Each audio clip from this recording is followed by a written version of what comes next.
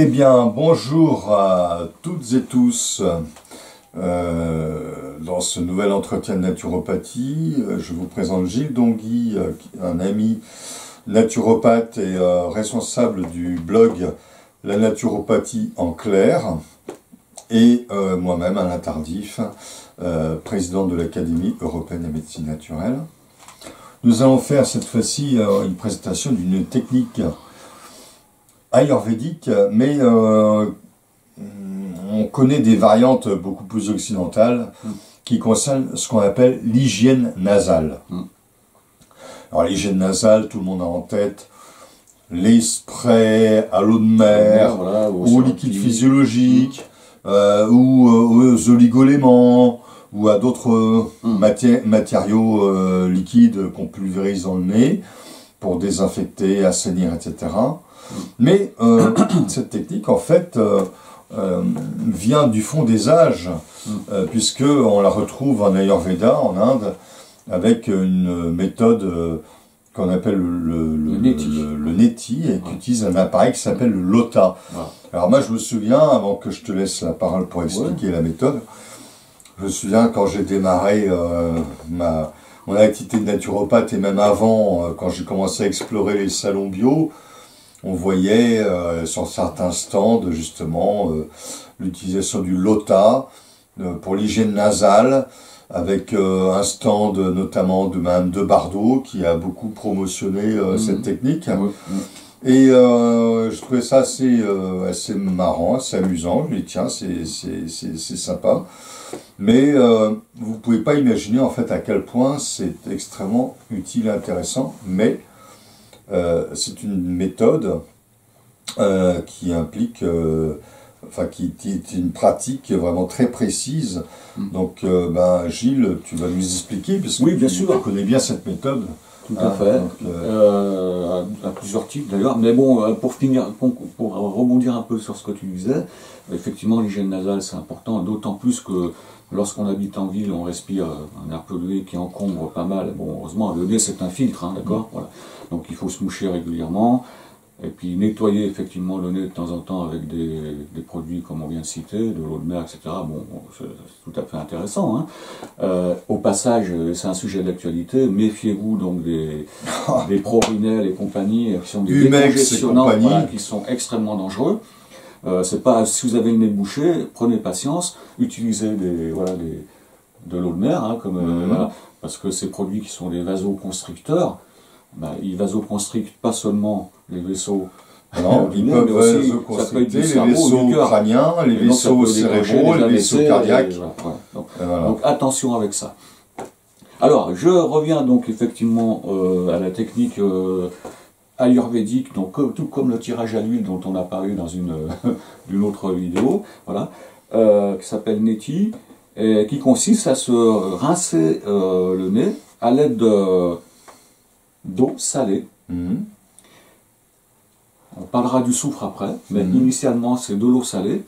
Donc voilà ce qu'on appelle un lota, qui est un petit récipient donc adapté, vous savez, avec ce côté-là pour justement pouvoir faire circuler l'eau d'une narine à l'autre en se penchant, comme ça, en inclinant un petit peu, et en laissant passer donc l'eau d'un côté, et on fait la moitié de l'autre côté, d'accord. Bon, on va pas faire de démonstration ici, il n'y a pas de lavabo, rien, donc c'est bon.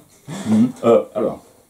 Donc en fait, ce liquide, il va jusqu'à la cavité nasale. Tout à fait. Et il redescend par l'autre narine. Il redescend par l'autre narine. Au passage, ça va un petit peu stimuler au niveau des sinus. Oui, tout à fait. Et juste une chose, moi ce que j'avais vu, c'est que souvent on conseille de mettre de la fleur de sel, type fleur de sel de Guérande, dans de l'eau. Alors, ce truc-là, c'est utilisé dans les stations thermales, à Alvar par exemple, tu connais, puisque moi j'ai fait des cures thermales étant gamin, puis plus tard, parce que j'avais des problèmes de sinusite, des choses comme ça, où on fait ça, mais c'est à échelle beaucoup plus importante. Vous avez des récipients qui font jusqu'à 3 litres, un petit tuyau, c'est de l'eau tiède, salée et soufrée. Et on fait passer 1,5 litre d'un côté, 1,5 litre de l'autre, et tous les jours. Je savais pas ça, c'est intéressant. C'est le neti version station thermale. Voilà. Donc, c'est de l'eau salée tiède, ça peut être de l'eau du robinet. Après, je ferai une parenthèse là-dessus.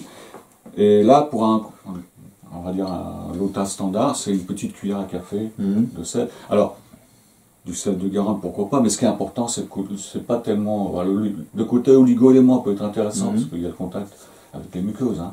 Mais ce qui est important, c'est eau salée. Pourquoi? Parce qu'il faut que ce soit à peu près isotonique.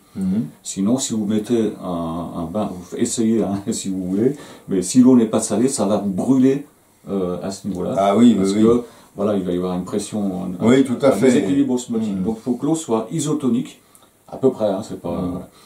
Et de façon à ce que le nettoyage soit alors, sans problème. Juste une petite remarque. Oui.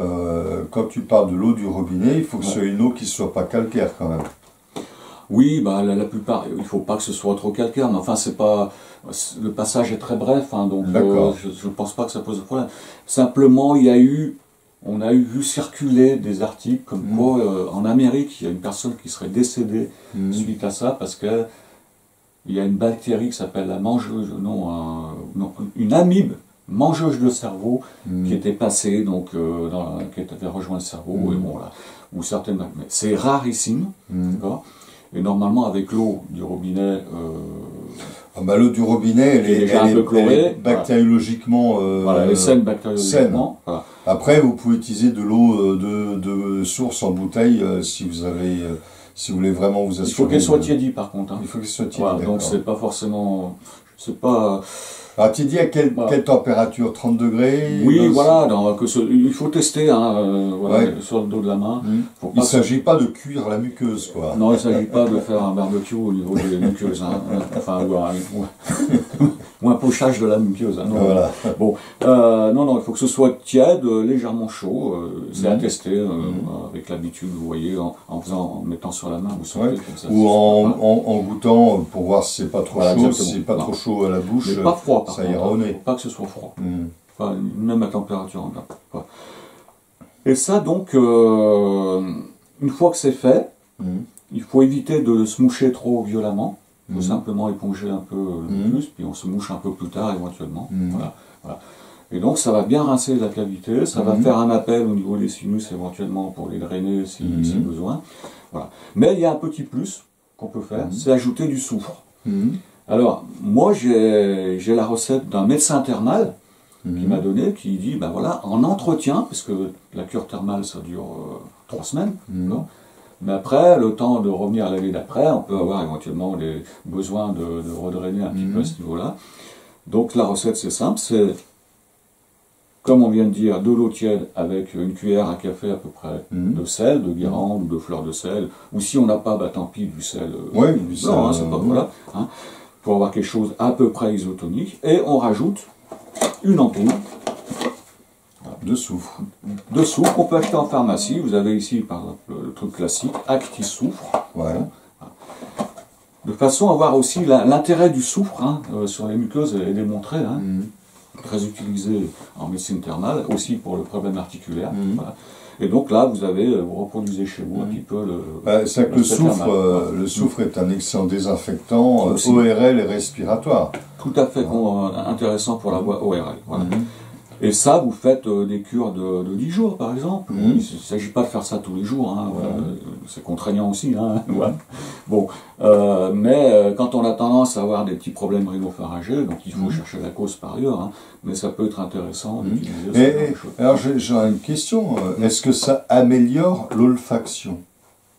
Je ne saurais pas te dire. Mais... ça a étudié. Parce qu'en fait, sur certainement que ça doit améliorer, oui. Sur le plafond nasal, on a toutes les terminaisons nerveuses. En liaison avec le... Voilà, en liaison avec le cerveau. Toutes les liaisons nerveuses sont là, dans la muqueuse. Et donc, on peut se dire, oui, peut-être que ça améliore aussi... je pense que effectivement, oui, ça peut avoir une action. Comme ça peut avoir une action régulatrice sur le système nerveux neurovégétatif, puisque on a des fibres sympathiques. Ah oui, hein, oui, bien qui sûr. arrivent ici. Il y a d'ailleurs une technique qui s'appelle la sympathicothérapie. Oui, alors moi je suis pas trop pour, parce que la sympathicothérapie, ça consiste à introduire des tiges métalliques assez profondément. Et puis on vient, il semblerait qu'il y a des points qu'il faut surtout pas toucher parce que ça peut être mortel. Ça peut. Alors, non, à ce que j'ai entendu dire. Hein. Je n'irai pas jusque-là, non, mais si c'est mal fait, ça peut surstimuler le sympathique, par exemple.